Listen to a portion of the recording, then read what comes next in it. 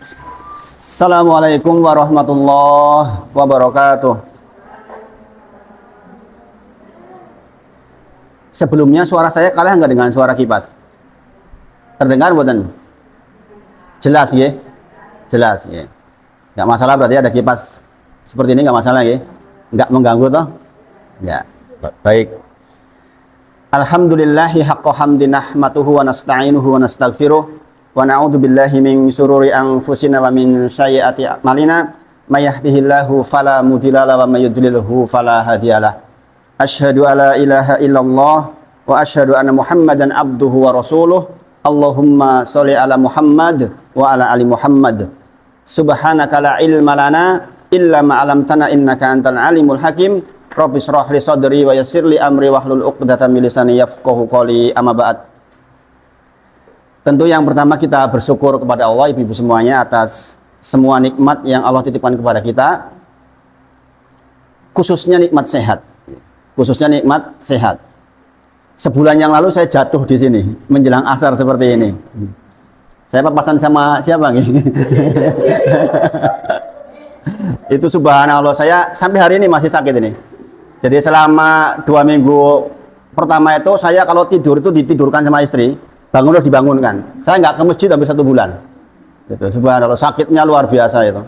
Jadi kena di ulu hatinya sini, di apa bagian sini sampai sekarang. Jadi kalau untuk ruku itu masih sakit. Makanya saya jarang ke masjid karena kalau ngimam khawatir menjadi repot untuk jamaah gitu. Makanya sekali lagi, nikmat sehat itu harus sangat kita syukuri. Ya.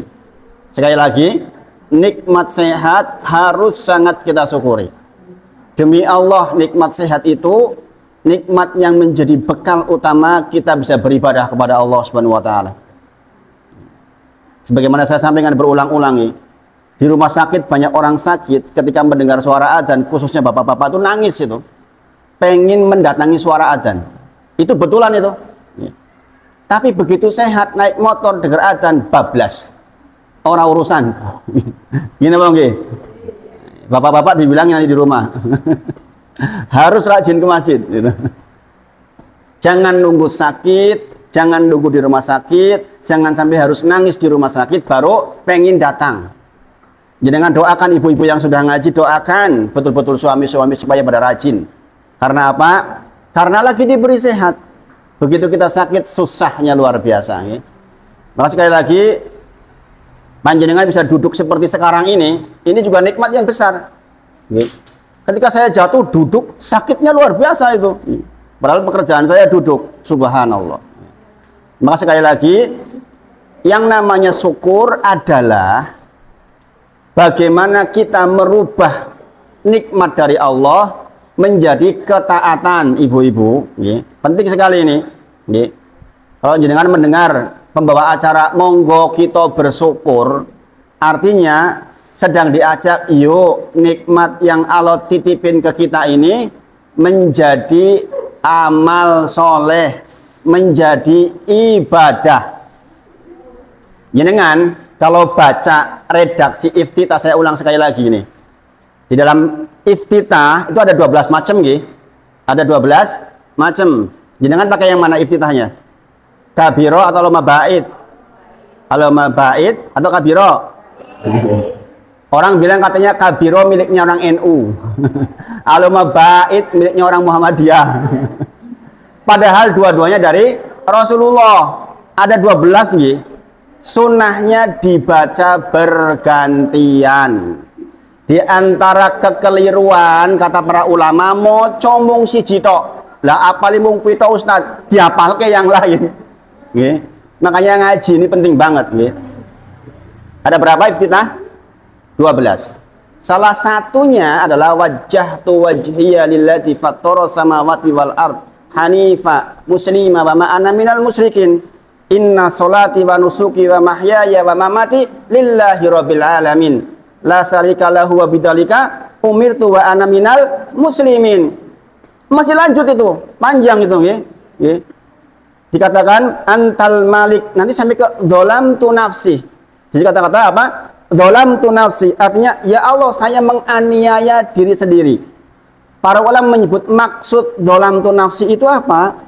Adalah orang-orang yang diberi nikmat, nikmatnya nggak jadi taat. Itu namanya dolamtu nafsi. Diparingi sehat mata, yang ditonton drakor terus, itu dolamtu nafsi itu. Ya kan? Nggak lihat Quran, sehari nggak baca Quran. Ini masalah mata kita, dolamtu nafsi.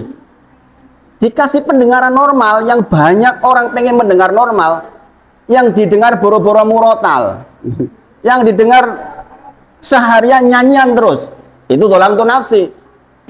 Jadi pastikan setiap nikmat yang Allah titipkan kepada kita, kita gunakan untuk taat kepada Allah, maka itulah syukur. Oke? Maka di dalam iftitah disebutkan dolamtu nafsi wa taraftu bidzambih. Ya Allah, saya mengakui dosa-dosaku. Ya, makanya faghfirli dzunuba jami'a. Ya Allah, ampuni seluruh dosa-dosaku. Maka ibu-ibu, tolong nanti di rumah buka lagi kitab sholat. Ini pentingnya ngaji tersilabus itu seperti ini. Jadi ada urut-urutannya. Ya minimal dari 12 itu hafalah 5 yang pendek-pendek.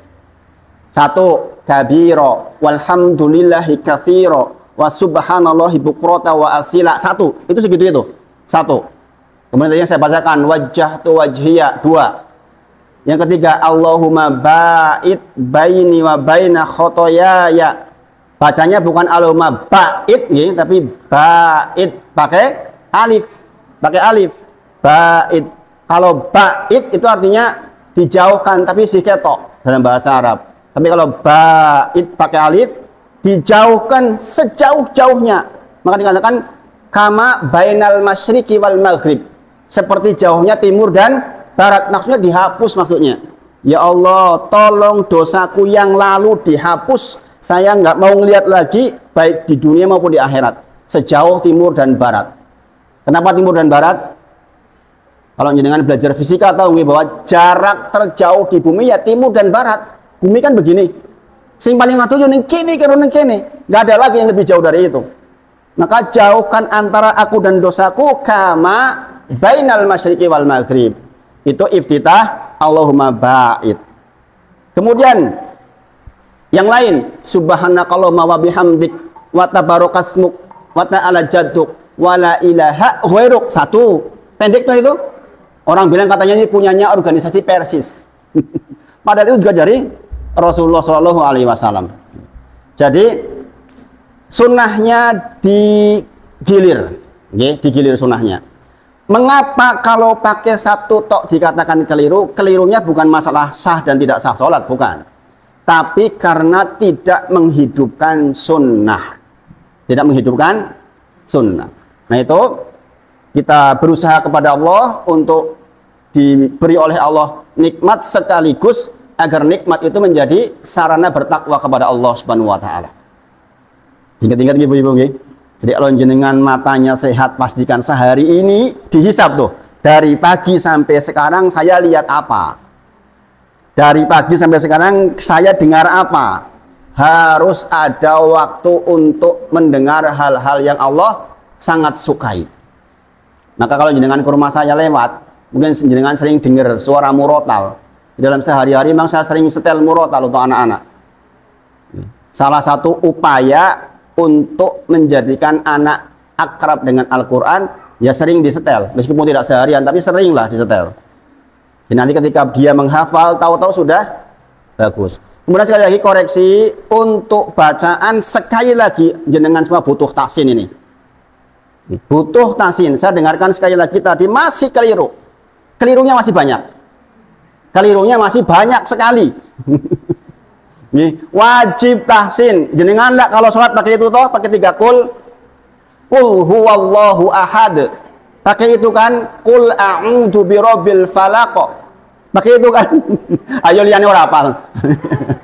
Kalau itu saja nggak benar eman-eman, maka tahsin.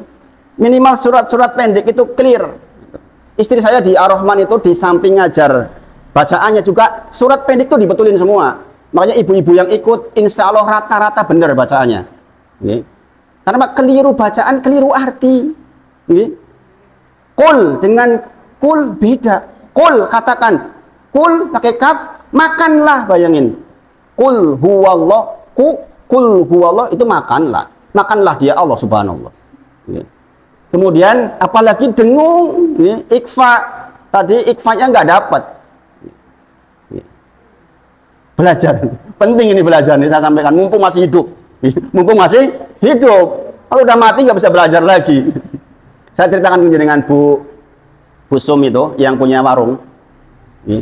Itu mau belajar Quran, itu saya sangat ingat kalimatnya. Bilang ke istri saya itu belajar Bu, karena dulu puasa kemarin itu saya pernah buka sama teman yang di utaranya Bu Ponem, kebetulan saya juga layat waktu itu. Sekarang buka, besoknya kalau nggak keliru meninggal. Ya nggak? Pernah nggak dengar seperti itu? Ya kan? Maka Bu Sum cerita, lah kalau saya meninggal dalam kondisi seperti itu mendadak, saya belum bisa baca Quran, apa saya nggak takut sama Allah? Itu alasan sederhana tapi masuk akal banget itu. Masuk akal banget. Masya Allah. Saya kemarin ceramah di SD Seribitan. Kalau yang datang sebagian nih, saya menyampaikan hal ini. Maka ada orang datang tanya ke rumah, mau ngaji nih.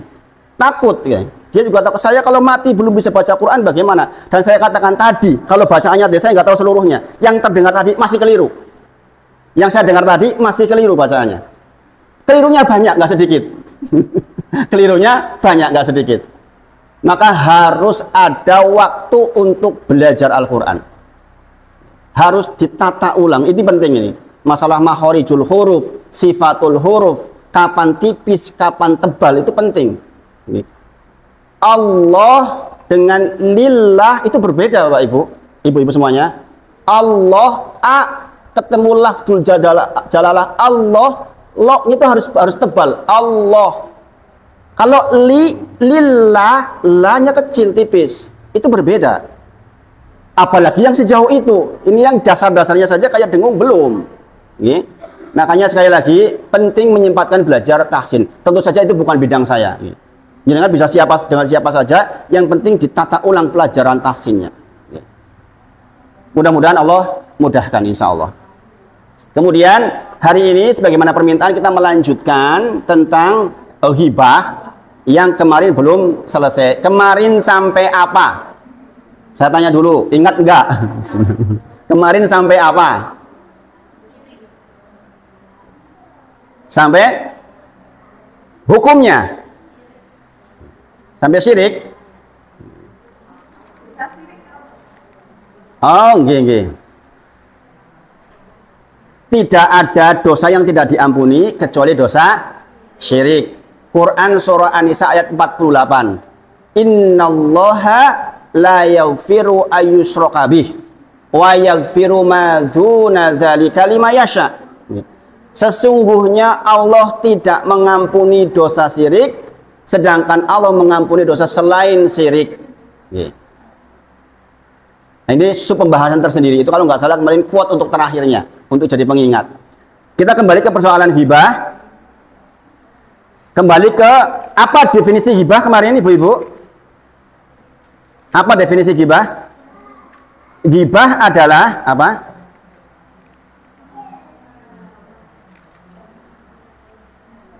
Masih ingat? Harus ingat. Makanya dicatat. Ya. Dilihat nggak videonya kemarin? Videonya dilihat nggak? Dilihat, kemudian dirangkum. Ibu-ibu, saya itu nulis sehari itu habis 1 ballpoint mangsi. Satu hari saya habis 1 ballpoint mangsi itu, yang Kenko itu, yang harganya 3.000. Saya nulis sehari itu habis 1 mangsi. Artinya banyak yang ditulis. Kenapa? Cara memindahkan ke sini itu dengan ditulis. Kalau sudah pernah ditulis itu mudah diingat dan mudah disampaikan. Kadang-kadang saya nggak baca tulisan saya sendiri. Tetapi kalau sudah ditulis itu sangat memudahkan mengingat. Makanya di antara upaya menghafal Quran juga kitabiah namanya. Kitabiah itu menulis Al-Quran. Anak-anak saya semuanya menulis Al-Quran.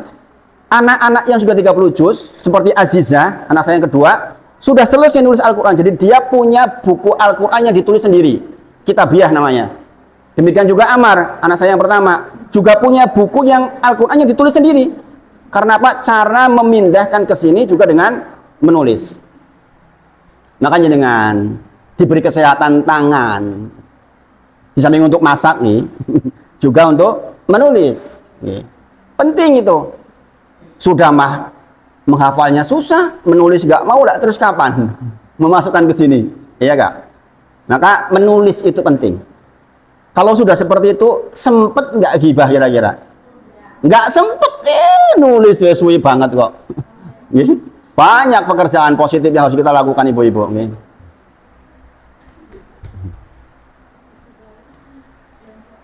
Qala atadruna mal ghibah, Rasulullah bertanya, apakah kamu tahu tentang ghibah? Qalu Allahu wa rasuluhu a'lam. Sahabat menjawab, Allah dan Rasulnya yang tahu. Qala dzikruka wa akhaka bima yakrahu, yaitu mengatakan segala sesuatu yang jikalau didengar oleh yang dikatakan itu pasti dia nggak suka. Itu namanya ghibah. Dzikruka akhaka bima yakrahu. Kalau dia dengar, berarti orangnya nggak di situ. Kalau dia dengar, berarti orangnya nggak di situ. Orangnya ghaib. Maka dikatakan ghibah dari kata ghaib. Karena yang digibah orangnya nggak di situ, nggak datang. Maka dikatakan seperti makan bangkai saudaranya. Kenapa? Karena koyok mayit. Koyok mayit. Dicubit nggak bisa ngapa-ngapain. Diculek yang meneng wae mayit. Dijotos orang balas. Demikian orang yang ghibah itu adalah orang yang menceritakan orang lain yang orangnya ghaib, nggak ada, dia nggak bisa bela diri, nggak bisa bela diri. Kalau orangnya hadap-hadapan namanya menasehati, menasehati, ojo gelut, saling menasehati nggak masalah. Jadi kalau orangnya tidak hadir maka dikatakan dzikruka ahoka bima yakrahu, yaitu menceritakan segala sesuatu yang kalau orangnya dengar pasti dia nggak suka. Kila afaru aita ingkana fi akhi ma'akulu, iya ya Rasulullah, pandanganmu nek yang dikatakan memang benar seperti itu, nyet wonge kaya ngono kuwi. Qala ingkana fihi matakulu faqad ikhtabtahu, kalau yang dikatakan benar ya kuwi sing jenenge ghibah. Nggih. Kemudian wa in lam yakun fihi faqad bahattahu, jikalau yang dikatakan tidak benar itu namanya fitnah. Gitu. Jadi yang namanya ghibah itu bukan berita hoak, berita benar.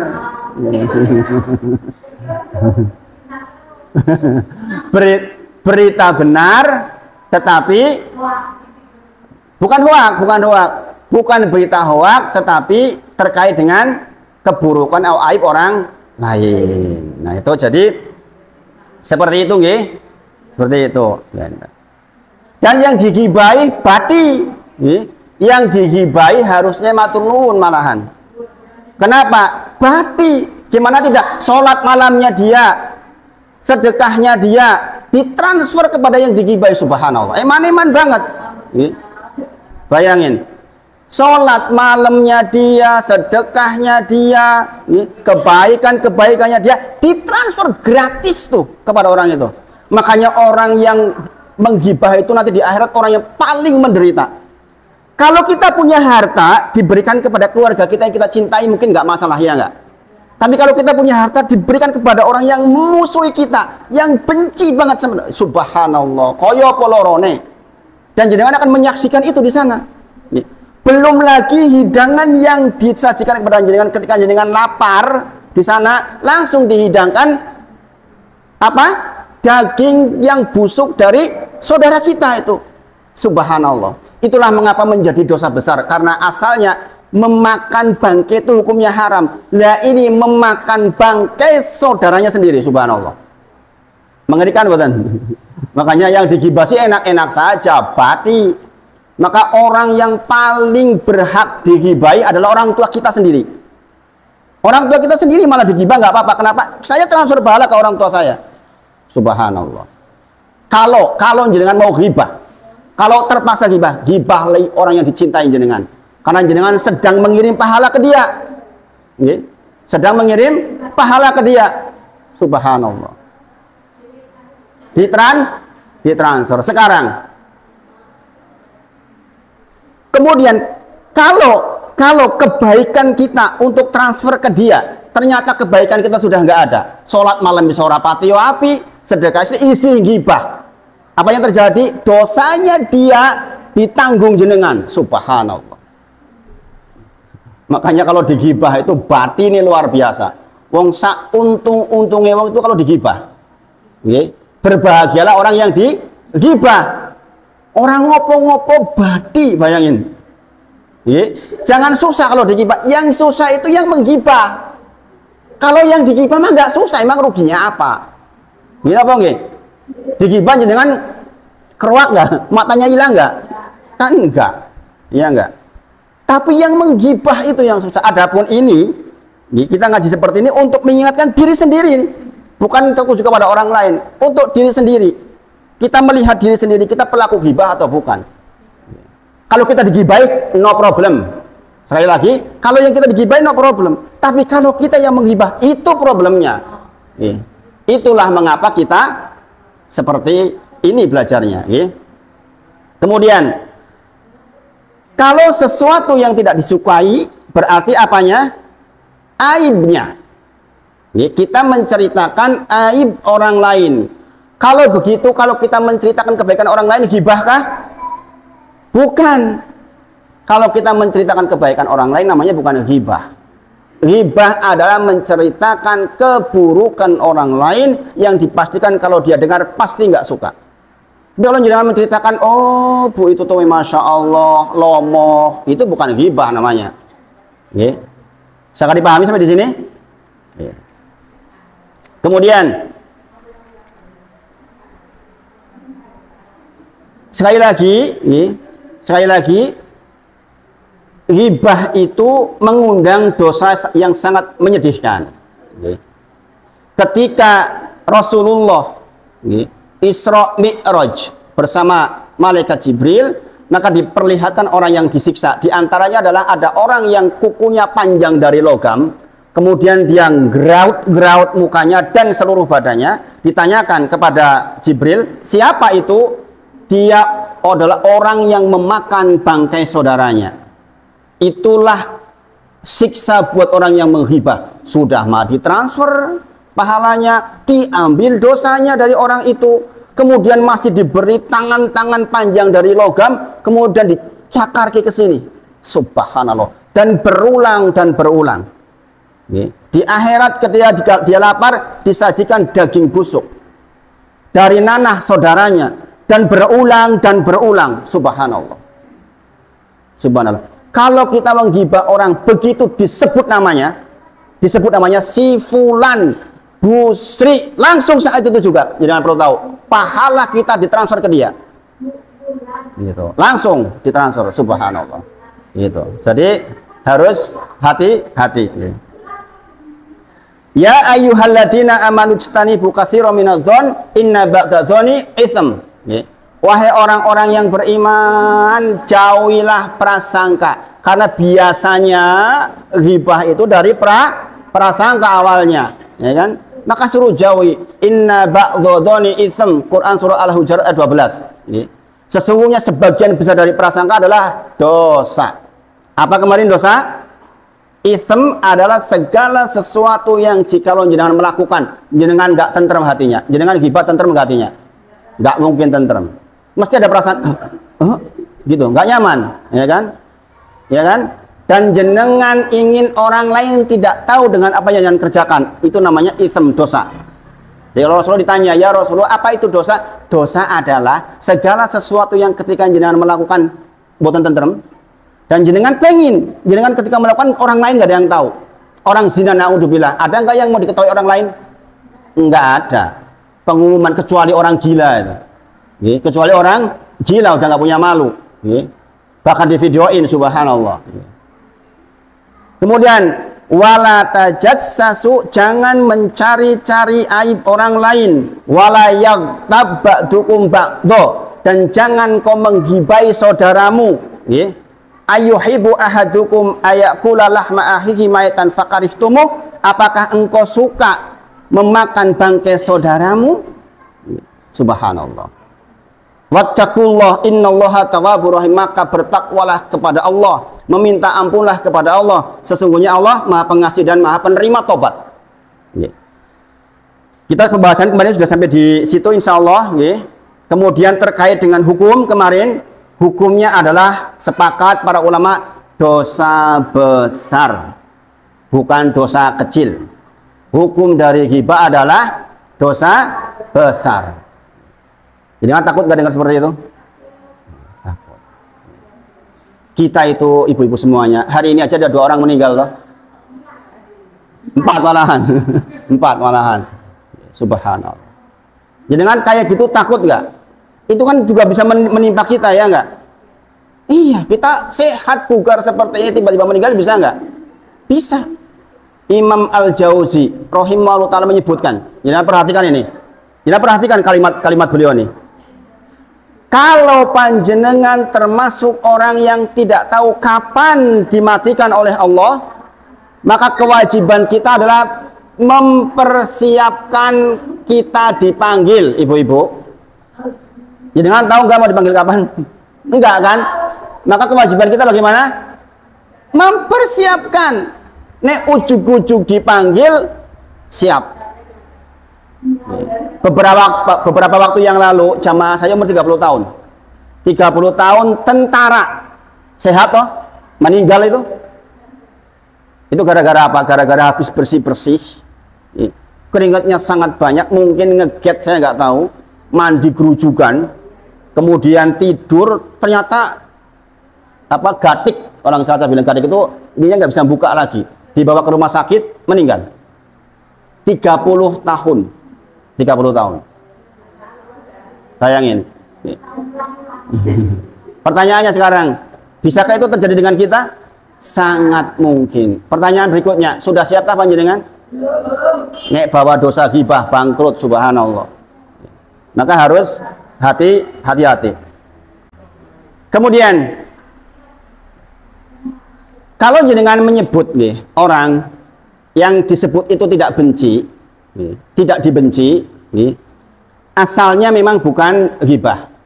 Tetapi kalau jenengan memberikan gelaran-gelaran, misalnya si pincang, si buta gitu, atau yang agak terganggu pendengarannya misalnya, lazim orangnya juga kalau dengar nggak benci, orangnya mendengar biasa aku nyet ngono kue, itu tetap dihindari, Allah berfirman dalam Quran surah Al-Hujurat ayat 11, satu ayat sebelumnya, gimana kok ada istilah atanabus bil alqob, jangan menggelari orang dengan alqob. Alqob itu dengan hal-hal yang tidak baik. Walaupun bisa jadi orangnya nggak marah. Walaupun bisa jadi orangnya nggak marah. Wala talmisu anfusakum, jangan engkau menggelari diri sendiri dengan yang buruk, sebagaimana wala tanabasu bil alqob, sebagaimana jenengan juga jangan memberi gelaran kepada orang lain dengan alqob, dengan hal-hal yang buruk. Walaupun sekali lagi, kalau orangnya nggak benci itu bukan ghibah, tapi itu dihindari. Oh iya ora apa-apa dikondoni kalau sing apa rambutnya keriting misalnya, si keriting misalnya. Ya kan? Kalaupun orangnya ridho, orangnya nggak benci pun dihindari. Kemudian kemarin juga kita sudah bahas bahwa karena ini dosa besar maka menimbulkan siksa yang berat. Jangan tahu ketika Rasulullah lewat ke kuburan ada 2 orang yang disiksa, satunya karena kencing nggak bersih, satunya karena namimah, karena mengadu domba. Adu domba itu awalnya adalah ghibah. Makanya hati-hati, urung neng akhirat, belum di akhirat, jangan nunggu di kuburan, disiksa setiap hari orang yang ghibah itu. Subhanallah, hancur lebur, hancur lebur. Kalau ibu-ibu memang begini, kalau bapak-bapak kan diem.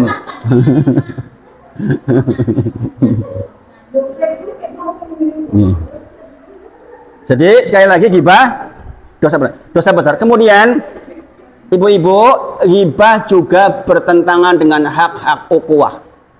Maksudnya bagaimana? Asalnya jenengan muslim kepada muslim yang lain, ada di Kitabul Jami' namanya, ada 6 hakul muslim alal muslim situn. Hak seorang muslim atas muslim yang lain ada 6. Salah satunya yang menjaga kehormatannya. Maka Ketika jenengan berghibah berarti jenengan menghilangkan hak ukhuwah. Asalnya kalau ada orang dijelekin jenengan belain tuh asalnya. Lah ini kok malah dijelek-jelekin. Berarti justru berhadapan dengan hak ukhuwah. Sekali lagi, asalnya kalau ada yang digibah kita tuh belain. Nih. Jangan nggak dibelain. Kalau kita mampu. Belain jebul malah diantem ya wis. Minimal sudah ada usaha. Karena kalau jenengan nggak mengusahakan seperti itu, nanti kalau jenengan punya masalah dibiarkan oleh Allah nggak ditolong. Subhanallah. Kalau jenengan terbiasa ada orang dizalimin, jenengan nggak mau nolong, nanti jenengan ketika susah Allah tuh nggak tolong jenengan. Subhanallah. Jenengan kalau baca ayat-ayat seperti ini nangis jenengan, mengerikan, mengerikan. Jadi sekali lagi, sebagaimana kita nggak boleh mencuri punya orang lain, kita nggak boleh membunuh naudzubillah orang lain, maka demikian juga kita nggak boleh mengganggu kehormatan orang lain. Di antara mengganggu kehormatan adalah menggibahnya. Menggibah artinya menghilangkan kehormatannya, mendegradasi kehormatannya. Itu nggak boleh. Sama hukumnya haram. Hukumnya haram. Sekarang terakhir ini kemarin bab ini yaitu yang ditanyakan oleh jenengan Bu, bahwa apa saja yang mendorong orang menjadi berghibah. Jenengan perhatikan, jenengan hindari. Jenengan perhatikan, jangan hindari, ini ilmu semua insya Allah. Yang pertama yaitu sebagai bumbu majelis. Majelis adalah pembicaraan minimal 2 orang, namanya majelis. Baik live maupun tidak live, lewat grup WA itu juga majelis. Online itu juga majelis. Sekarang seiring dengan teknologi yang berkembang, ghibah itu tidak harus bertemu sekarang. Pas. Ya itu.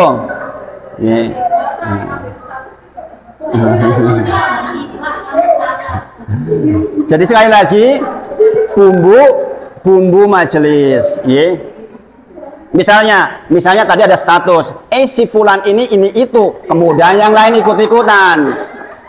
Bener itu kayak gini, memang begini itu nyaut itu.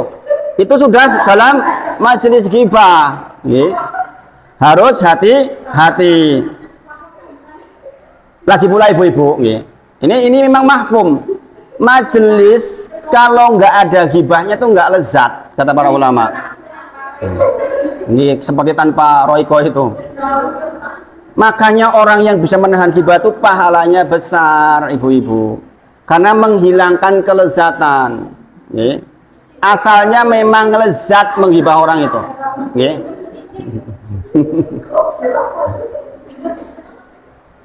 Bahkan ibu-ibu, jangan perhatikan sekarang, tontonan sekarang dengan rating tertinggi itu apa sih, acara apa?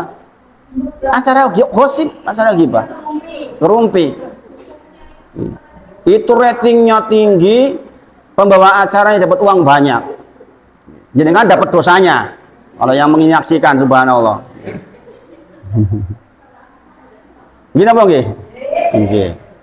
Paling laku sekarang itu acara seperti itu, subhanallah.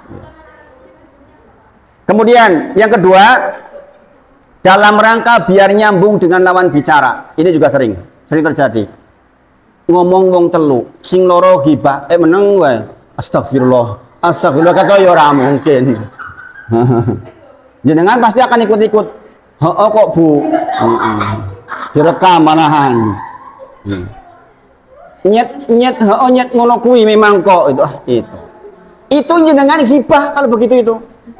Bahkan para ulama menyebut kalau jenengan nggak pergi dari situ, nggak berpaling, jenengan ghibah walaupun hanya mendengar. Berat nih berat. Kita pergi dibilang sok suci menbubu, ora lunga dosa. Coba gimana coba? Jenengan lebih takut sama manusia apa takut sama Allah kalau begitu? Tapi karena jenengan udah sama-sama belajar seperti ini, sudah sama-sama belajar tuh ini, Kalau jenengan berdua lagi ketok gibah yang lain pergi, jangan komplain. Itu lagi berpaling namanya. Gitu. Jangan ditunjuk malah Allah. Gitu. Kan sudah belajar. Ya. Jadi buah belajar di antara ada belajar ibu-ibu, ya perhatikan, di antara ada belajar adalah mengamalkan pelajarannya. Dan gibah sekali lagi ke sini, bukan keluar. Berbicara gibah ke dalam, bukan ke keluar.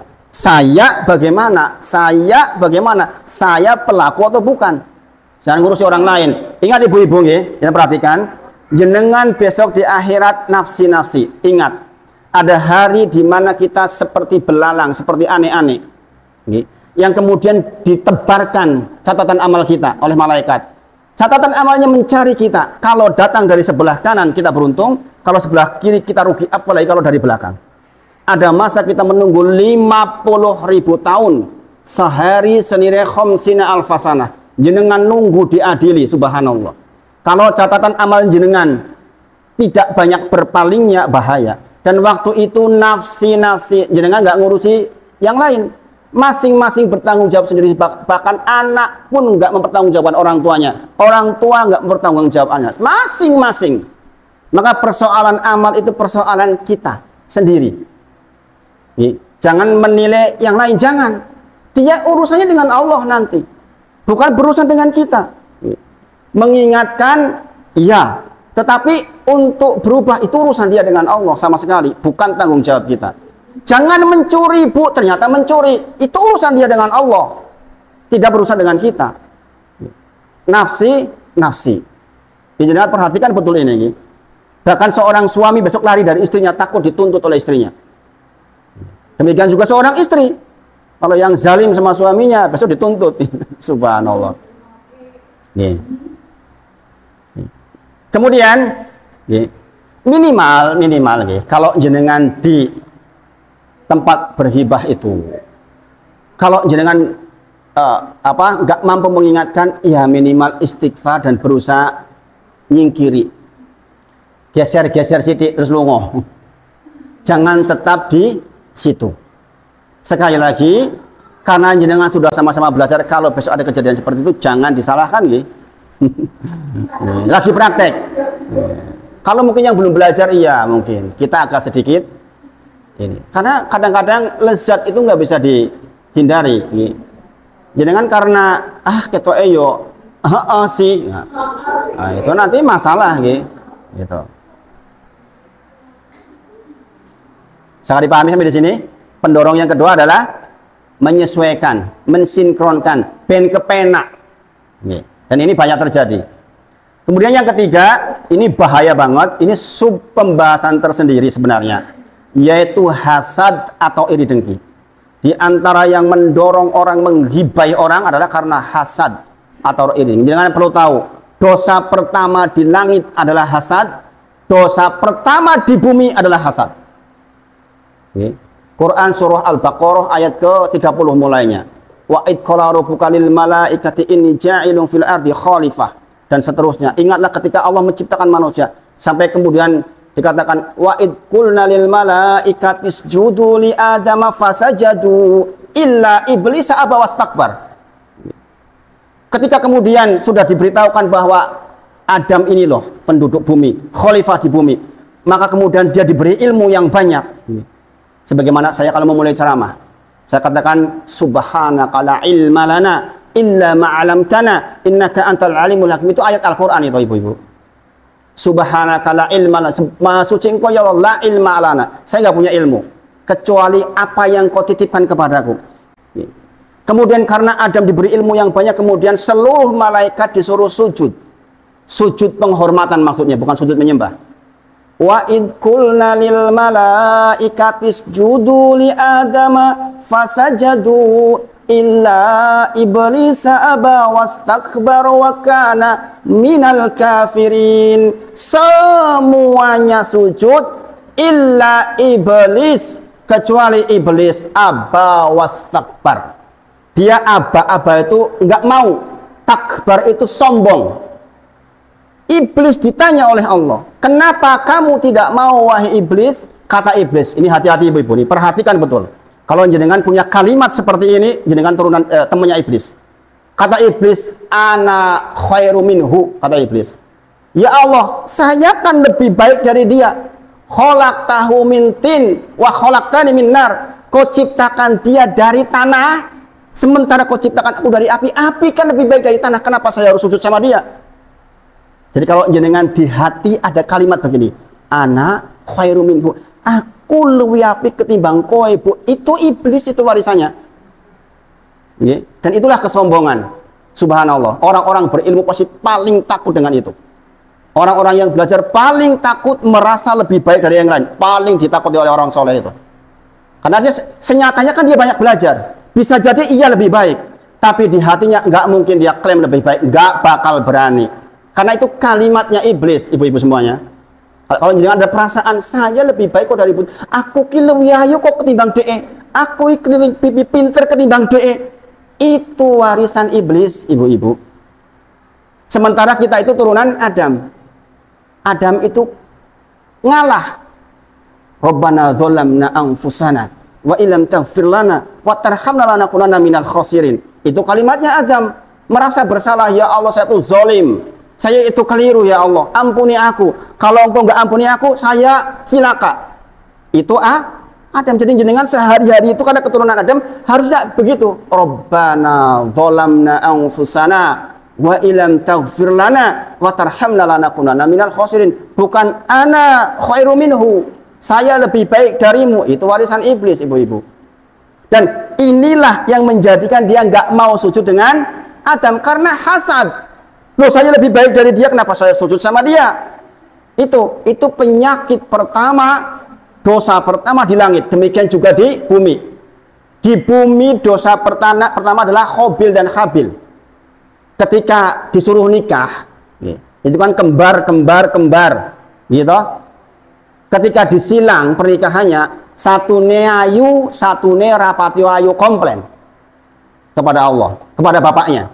Aku nggak mau sama dia, pokoknya aku mau yang sama kembaranku ini, sing ayu, si iki wegah. Akhirnya terjadi apa? Disuruh berkorban. Disuruh berkorban.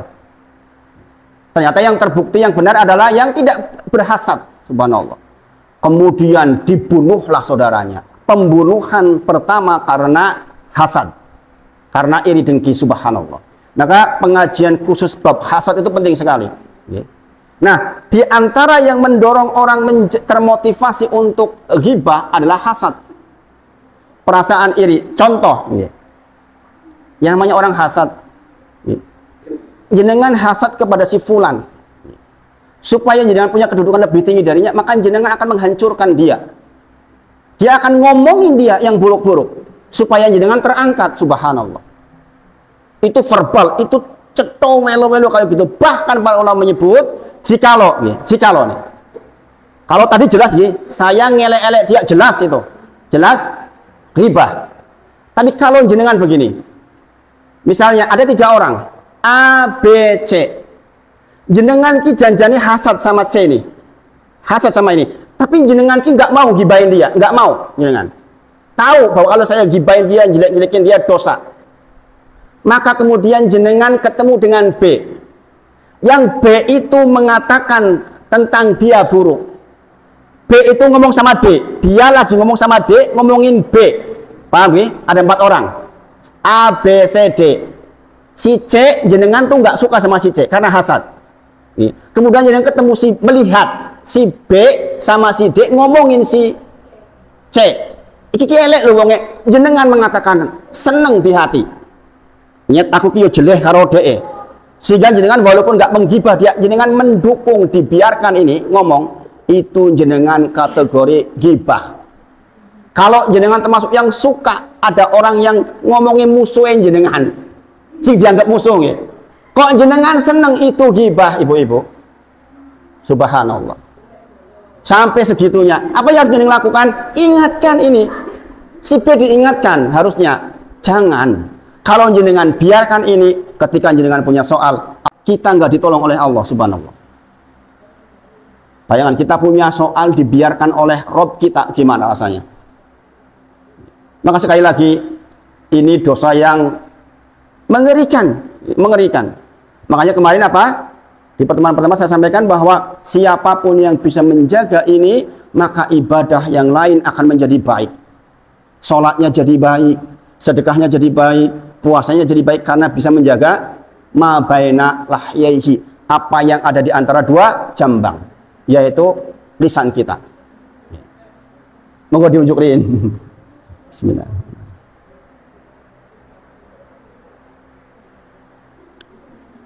Kemudian yang keempat, ini lebih parah lagi. Ghibah karena riya. Ghibah karena riya. Riya artinya apa? Ingin dipuji. Misal, menceritakan keburukan seseorang untuk mengangkat dirinya. Sudah mah orang diburukan, dalam rangka berarti dia ghibah. Kemudian untuk mengangkat dirinya, contoh, itu loh si fulan yang tidak pernah berangkat sholat subuh. Fulan itu nama orang maksudnya, bahasa Arab. Kalau perempuan fulanah, kalau laki-laki fulan. Ada yang namanya fulan di sini?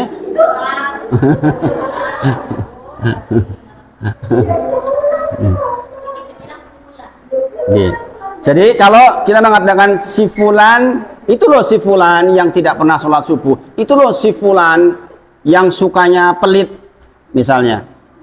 Jenengan sedang menggibah orang lain sekaligus seolah-olah mengatakan aku kira rajin subuh, aku kira orang pelit itu.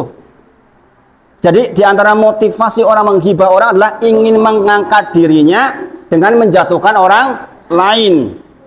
Jenengan dalam rangka ingin dihargai oleh orang lain, subhanallah, ini dosanya double ibu-ibu. Ini mengerikan. Nggih. Mengerikan. Atau nggih, saya tuh pernah safar sama dia. Saya kemarin jalan-jalan tuh piknik sama dia, sama bu itu. Amit-amit pelitnya, subhanallah.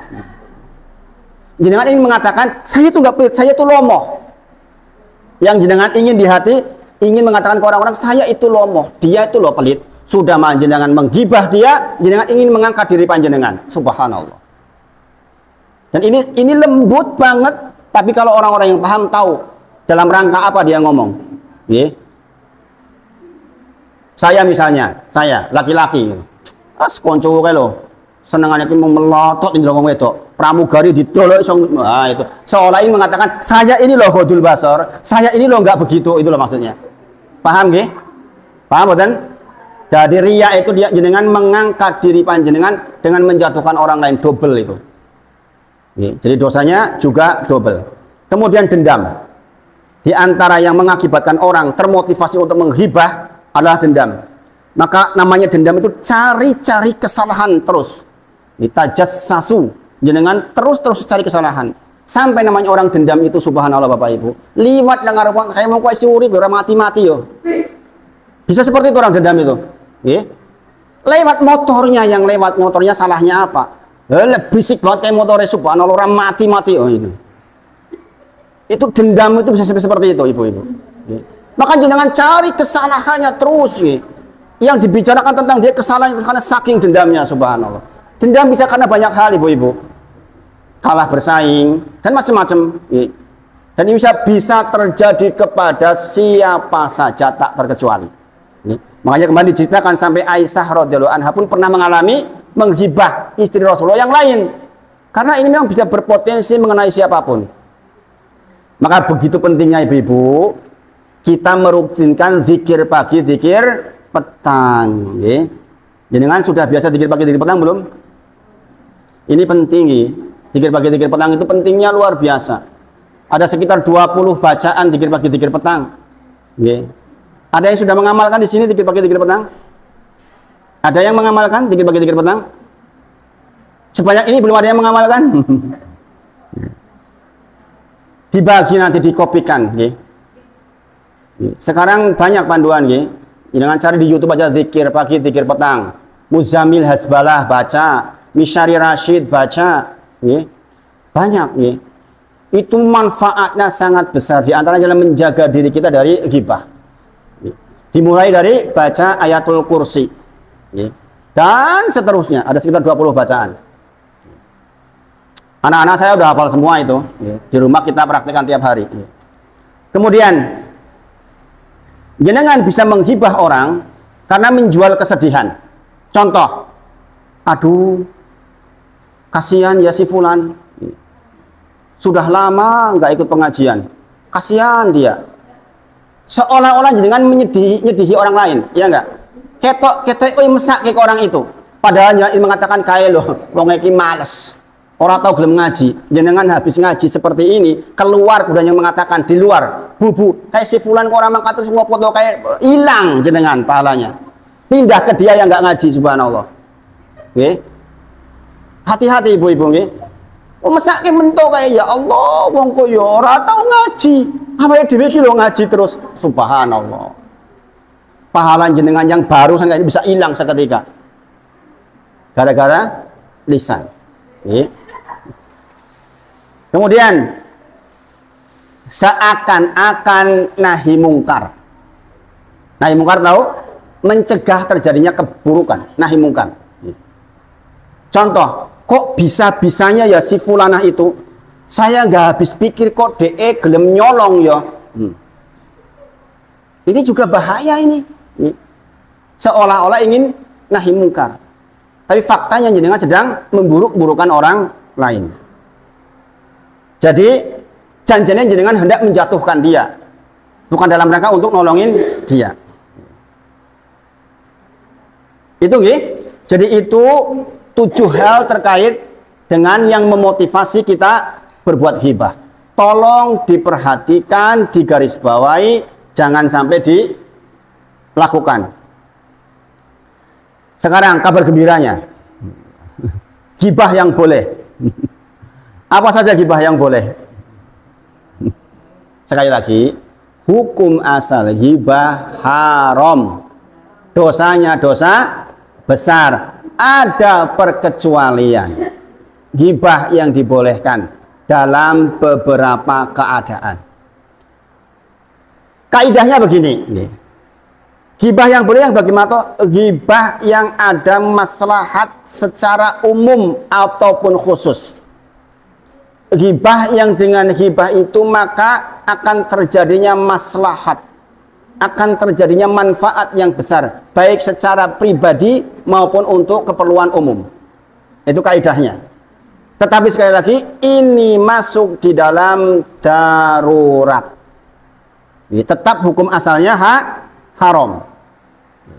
Apa dalilnya? Dikatakan wala muharramun, tidak ada yang haram ma'a bersama ittirari, bersamaan dengan yang darurat. Tidak ada yang haram bersamaan dengan ma'a itu bersama. Ad-darurat, tidak ada darurat, ma'a tidak ada yang haram bersama dengan yang darurat. Contoh. Nek orang mangan saat itu mati, onone mung daging babi. Yo gelem ora gelem dipangan, itu maksudnya. Nggih, paham nggih? Dan Al-An'am 119 nggih.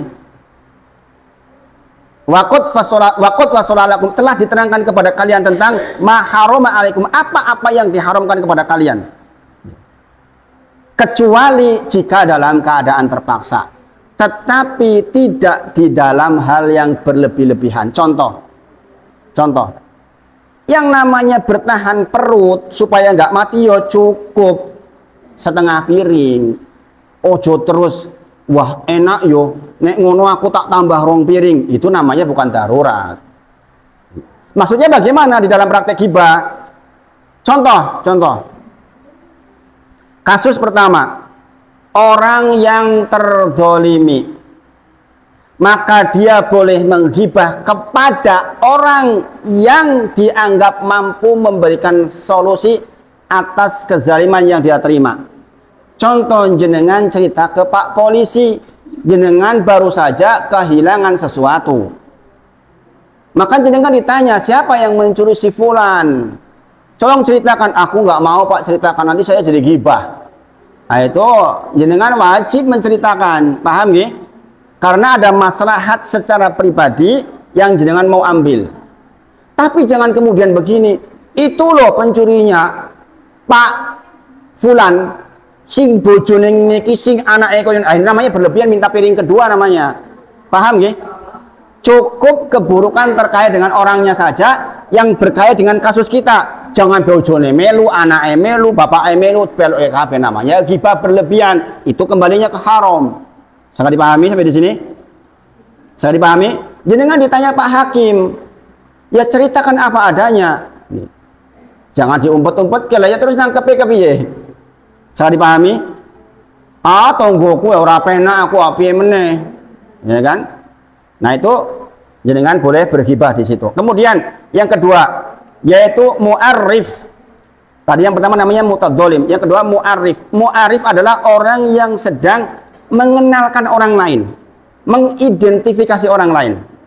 Nih, contoh, di antara 1 dari 6 hak muslim atas muslim yang lain adalah ketika dimintai nasihat fansohlahu, maka dinasehati. Ada orang datang ke saya minta nasihat berulang kali, banyak kali, kadang-kadang jam 9 malam, kadang-kadang jam 11 malam, tahu-tahu ketok rumah, bertengkar sama suaminya, sampai perceraian, macam-macam, itu sering sekali. Tahu-tahu sudah cerai, baru datang ke tempat saya gitu. Bun rampung, diketok di pengadilan, subhanallah. Maka wajiblah buat saya memberikan nasihat kepada dia. Contoh, jenengan mau menikahkan putri panjenengan. Jenengan termasuk yang meyakini bahwa tidak boleh pacaran misalnya. Tidak boleh deket-deketan sebelum pernikahan, pakai ta'aruf. Jenengan tanya ke tetangga, kebetulan jenengan yang ditanyain, Bu, anak saya tuh dilamar sama tetangga panjenengan, si Fulan. Menurut jenengan bagaimana? Maka wajib jenengan menggibah dia apa adanya. Paham? Yo anu si rajin sholat jane, ini kadang-kadang sok galak, sok ngamukan, misalnya seperti itu. Maka yang seperti itu jenengan boleh menghibah, bahkan itu wajib. Nih, menerangkan apa adanya supaya jangan sampai keliru. Kasihan orangnya. Oh, nek malahan nek jenengan salah informasi kan kasihan orangnya. Udah nikah jebul ngamuan. Lah Bu kok jebul ngamuan Bu? Jenengan kono, aku ora ngerti ya, udah ngerti koyo ngono kuwi ya, masalah. Dan ini ibu-ibu semuanya terjadi zaman Rasulullah. Nggih. Hal seperti ini berulang kali zaman Rasulullah. Jadi kalau dalam rangka untuk memperkenalkan, boleh contoh misalnya, orang ke sini, Bu, dalamnya Pak Joni sebelah pundi, misalnya. Ternyata di sini Pak Joni ada 2, misalnya. Maka jenengan boleh mengatakan Pak Joni yang kurus apa yang gendut. Aslinya kata-kata kurus dan gendut kadang-kadang kan nggak nyaman, gitu, Pak. Apalagi ibu-ibu. Ibu-ibu kadang-kadang dibilang gendut ngamuk itu. Aku wis berusaha 5 tak belum sase Mas, dibilang gendut gitu. Padahal emang kenapa tuh dengan gendut? Gak masalah toh. Nah itu yang seperti itu boleh. Jadi kalau untuk identifikasi, jenengan boleh menghibah orang. Oke. Tapi jangan berlebihan. Kemudian untuk tahdir. Tahdir artinya memperingatkan. Oke. Mentahdir. Untuk memperingatkan orang lain. Contoh. Oke. Dulu Fatimah bintu Qais. Ini janda cantik nih. Kemudian ketika ditinggal mati suaminya, kemudian dia didatangi oleh Muawiyah dan Abu Jaham. Didatangi oleh Muawiyah dan Abu Jaham sama-sama ngelamar. Nah kemudian dia datang kepada ya Rasulullah, bagaimana dengan Muawiyah dan Abu Jaham? Maka Rasulullah menyebut apa adanya. Adapun Muawiyah miskin. Adapun Muawiyah miskin. Itu kan keburukannya Muawiyah berarti. Mungkin Rasulullah melihat Fatimah binti Qais itu perawatannya banyak. Kalau nggak punya uang masalah. Maka diterangkan kepadanya, adapun Muawiyah wa Fatimah binti Qais, maka dia miskin. Khawatir kalau engkau dengan dia bermasalah. Adapun Abu Jaham dikatakan fadharukum li nisa. Dia biasa suka pukul perempuan. Kan diterangkan buruknya itu. Ya enggak? Maka kemudian ingkahi Usamah. Nikahi Usamah. Padahal Usamah dibandingkan 2 ini rapatnya ganteng dibandingkan yang 2 ini bagus-bagus orangnya. Usamah biasa saja, ditambahkan. Tapi Rasulullah katakan ingkahi Usama, nikahi Usama. Kita tahu Fatimah binti Qais dan Usama punya anak-anak hebat. Berkah doanya Rasulullah SAW. Artinya apa? Rasulullah menyebutkan kelemahannya Muawiyah, berarti menggibah Muawiyah. Rasulullah menggibah Abu Jaham. Tapi itu wajib, yang seperti itu memang harus diterangkan supaya jangan sampai Fatimah binti Qais memilih dengan pilihan yang keliru. Saya dipahami? Jangan malah dijeblos ke bocah elek jenengan ana wong teko takon apik banget loh jebule pecicilan lah ya mesak gitu. Ngene apa nggih? Yang seperti ini jadi wajib.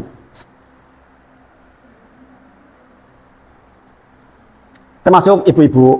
Kalau ibu-ibu yang suka bisnis, karena bisnis online banyak ibu-ibu nggih. Maka jenengan mungkin bertanya, piye wong kae kalau muamalah? Orang itu kalau muamalah bagaimana, baik enggak? Ya, dia baik, tapi dalam masalah uang dia kadang-kadang sok orang nama enggak amanah misalnya, nggih. Itu diterangkan apa adanya yang seperti itu. Sejauh yang jenengan tahu, jangan dilebih dan dikurangkan. Oh, jadi tambah-tambah ya warna-warna. Oh, jadi kurang-kurang ya warna-warna. Itu. Kemudian yang berikutnya, dibolehkan kita menghibah seseorang jikalau orang itu dengan terang-terangan menampakkan kefasikannya. Contoh, orang memvideokan perbuatan zinanya, maka orang seperti itu digibah nggak masalah. Oke? Diterangkan untuk apa? Kemaslahatan umat, supaya jangan tiru dia, supaya jangan ikuti langkah-langkah dia. Oke? Di tengah-tengah masyarakat, naudzubillah misalnya, naudzubillah ada orang yang buruk banget, jenengan cerita ke lingkungan panjenengan, ojo nyerak-nyerak de yo, khawatir nanti ketularan. Karena apa? Dia terang-terangan membuat kefasikan. Yang seperti itu jenengan menggibah nggak masalah. Saya dipahami? Tapi jangan dilebih-lebihkan, dianya saja. Jangan anaknya, jangan istrinya diikut-ikutkan, dianya saja cukup. Matur nuwun, Bu. Pas nih. Pas habis. Masya Allah, barakallah. Kemudian orang datang minta tolong seperti tadi, termasuk yang jenengan wajib hibah. Minta tolong, orangnya otomatis menerangkan sesuatu yang buruk tentang orang lain. Ya enggak? Yang seperti itu juga dibolehkan. Kemudian untuk yang terakhir, untuk kemaslahatan yang digibai. Mungkin enggak? Jenengan satu keluarga, kakak beradik, 5 orang. Duh, sing paling cilik kok ngono yo, Mbak Yu ini cerita kumpul menggibah adiknya. Itu dibolehkan, gibah dalam rangka untuk menyelamatkan adiknya. Ben ora kaya ngono kuwi maksudnya, paham? Paham nggih? Yang seperti itu boleh. Yaitu menggibah di dalam rangka untuk kemaslahatan yang digibai. Mungkin nggak terjadi seperti itu? Mungkin, ibu-ibu, mungkin. Saya itu 9 bersaudara. Kadang-kadang yang namanya saudara ada yang kepleset, mungkin kepleset ucap dan lain sebagainya, maka saudaranya rapat. Ketika rapat itu otomatis membicarakan dia, ya enggak? Yang seperti ini dibolehkan. Jadi itu 6 hal yang dibolehkan kita menghibah orang lain. Sekarang, setelah mendengar ini, ibu-ibu, kira-kira jenengan masih nggak berminat untuk menghibah orang? Meskipun lezat. Perjanjian sekarang ini, yang hadir sudah sama-sama belajar. Nanti kalau ada yang menghibah, mau nggak mengingatkan yang lain? Yang diingatkan marah nggak? Ini harus komitmen ini, bukan cuma teorinya saja. Ini udah sama-sama hadir ini. Semuanya ibu-ibu saling kenal kok ini. Nanti kalau ada 3 orang, yang 2 menghibah orang lain, yang satunya mengingatkan, marah nggak kira-kira yang 2? Marah nggak? Insya Allah nggak. Itu insya Allah niat itu, niat. Insya Allah nggak niat, memang harus niat. Sebaliknya kalau ada yang menghibah, kok diondoni eyel, yang satu pergi, marah nggak dengan? Jangan. Sudah tahu sekarang ilmunya. Sekali lagi, di antara adab orang-orang soleh adalah ketika dia belajar, dia praktekkan ilmunya. Dan itulah permintaan kita setiap hari 17 kali, yaitu apa? Ihdinas siratal mustaqim, Siratal ladzina an'amta 'alaihim ghairil maghdubi 'alaihim waladdallin. Kita minta kepada Allah, ya Allah tunjukilah kepadaku jalan yang lurus. Jalan yang lurus yang mana? Siratal ladzina an'amta 'alaihim, yaitu jalannya orang-orang yang kepada mereka kau beri nikmat. Bukan jalannya al-maghdub alaihim dan bukan jalannya ad-dallin. Kita jawab amin. Apa al-maghdub alaihim, ibu-ibu? Al-maghdub alaihim adalah orang-orang yang berilmu tapi tidak mengamalkan ilmunya. Subhanallah. Maka saya katakan di antara adab orang berilmu adalah mengamalkan ilmunya.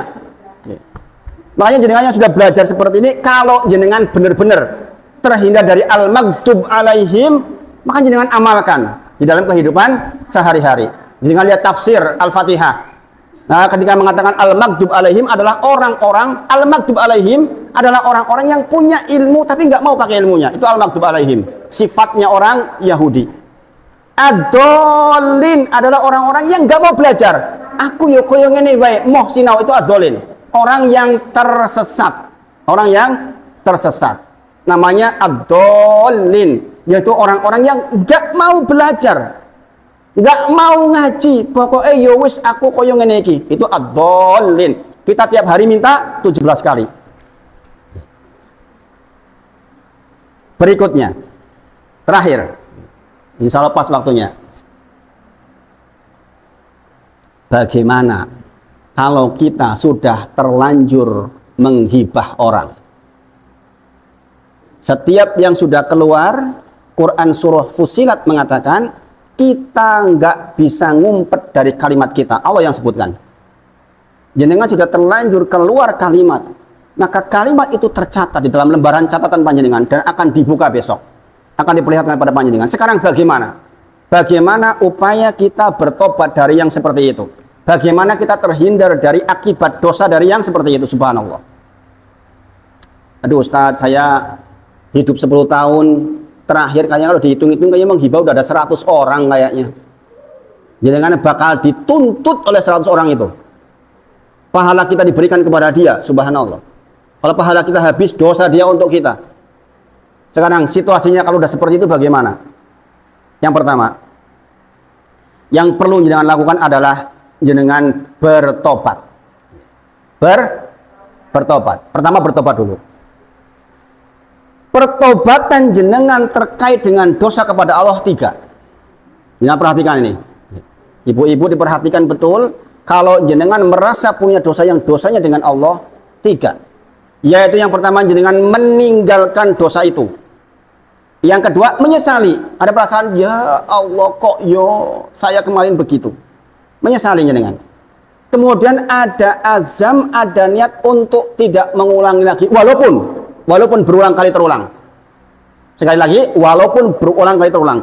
Aku kiwis niat orang mulai kok terulang lagi.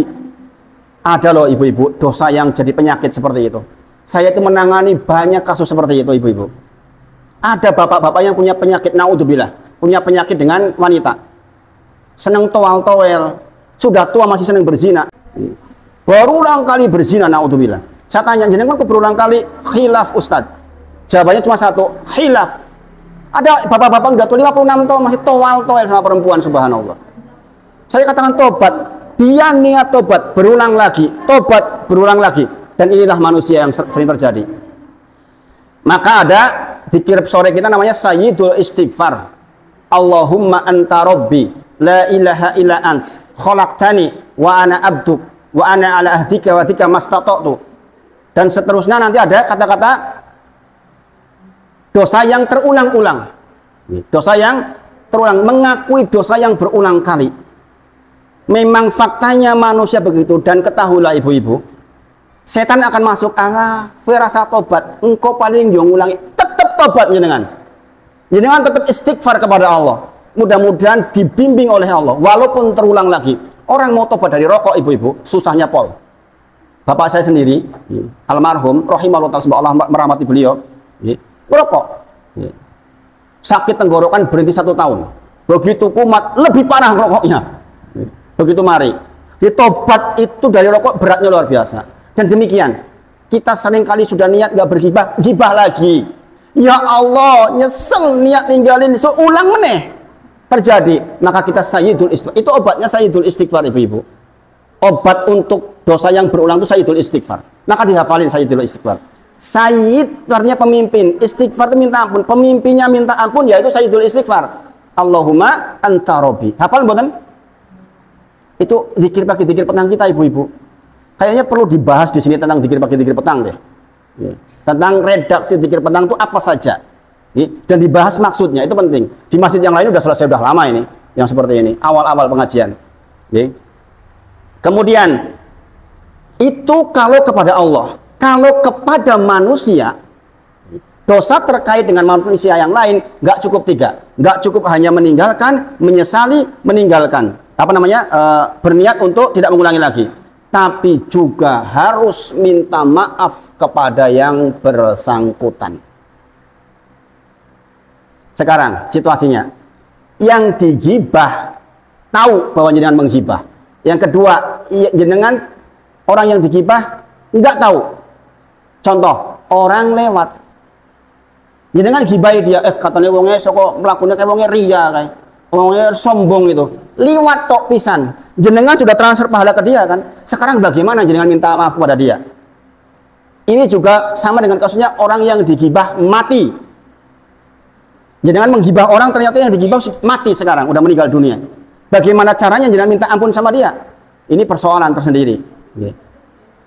Maka saya terangkan pada panjenengan hal ini, jenengan ingat-ingat, insya Allah. Yang pertama, wajiblah buat panjenengan mengembalikan haknya. Kalau mencuri jelas, kita kembalikan haknya. Kita mengambil haknya dia, hartanya dia, kita kembalikan ke dia sejumlah yang kita ambil. Ketika kita minta maaf, nggak cukup ngapunten saya mengambil punya jenengan, sudah, bukan. Jenengan wajib mengembalikan. Maka ketika jenengan menghibah orang, berarti jenengan mengambil hak kehormatannya, maka jenengan wajib mengembalikan kehormatannya. Dengan cara jenengan meminta maaf secara langsung kepada dia. Ada dua pendapat. Apakah harus diterangkan ghibahnya atau tidak? Pendapat yang lebih kuat, tidak perlu. Tidak perlu pendapat yang lebih kuat. Kecuali jenengan dituntut oleh orang yang digibai. Kowe gibahku, gibah apa? Misalnya. Kalau orangnya nggak mengatakan begitu, jenengan cukup minta, ya Allah, Mbak Bunga Punten, saya minta maaf, saya menggibah jenengan. Emang gibahnya apa? Kemudian jenengan katakan, aku ini kondo jenengan ini gembrot, bodoh, neng di, neng masjid kondone, malah ngamuk gitu. Wah, semin jenengan, wah malah jadi gelut. Maka para ulama menyebut, berdasarkan dalil bahwa boleh berbohong dalam beberapa kasus untuk mengakurkan orang. Mohon maaf jenengan boleh berbohong untuk ngakur ke wong. Tentu saja bohong yang pantas supaya tidak terjadi pertengkaran. Maka di sini dikatakan oleh para ulama, nek ngono ghibah pun kita nggak perlu menceritakan detail. Kita cukup minta maaf dan kasih hadiah ke dia. Kemudian jenengan mengembalikan kehormatan dia di tempat ghibah dulu. Jangan baik-baikin dia di grup WA misalnya, yang jenengan harus baik-baikin dia. Kalau enggak, maka tetap berlaku di akhirat pahala jenengan untuk dia, dosa dia untuk kita, subhanallah. Bayangin Bu, orang sholat malam capek, puasa capek, tahu-tahu di sana bangkrut habis, subhanallah. Maka jangan sampai terjadi. Jika orangnya sudah mati, ibu-ibu, maka jenengan mengistighfari yang bersangkutan dengan menyebut namanya. Ya Allah, ampuni Busri. Ya Allah, ampuni Busri sebanyak-banyaknya. Sebanyak-banyaknya. Saya nggak tahu ada namanya Busri apa enggak di sini. Paling gampang menyebut Busri itu paling gampang. Jadi ingat akan ada sidang nanti yang pencatatnya adalah malaikat yang tidak mungkin ada catatan yang keliru. Maka sekecil apapun yang terjadi dengan kita sekarang, tolong dihalalkan. Jenengan datang ke yang bersangkutan, minta maaf, bawa hadiah, senangkan hatinya, supaya dihalalkan. Kalau tidak, maka kezaliman panjenengan akan dibayar bukan dengan uang, karena di sana enggak laku uang walaupun dengan kaya raya. Yang laku di sana adalah amal panjenengan digantikan untuk atau diberikan kepada dia. Ini tentu saja sangat mengerikan.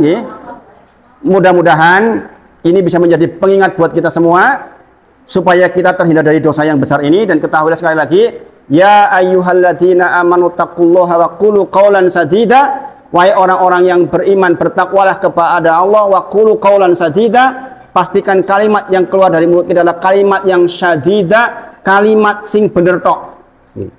Kata Allah, kalau kalimatnya bener tok, kata Allah ini, yuslih lakum a'malakum, maka Allah akan perbaiki amal panjenengan selanjutnya. Amal apapun, sholat jenengan jadi mudah, sedekah jenengan jadi mudah, itu janji Allah. Wa yaghfir lakum dunubakum, Allah akan ampuni dosa-dosa yang telah lalu. Wa ma yuti'illaha wa rasulahu faqad faza fawzan adzima. Barang siapa yang taat kepada Allah dan Rasulnya, faqad faza fawzan adzima, maka dialah orang-orang yang mendapatkan keuntungan yang besar. Quran surah Al-Ahzab.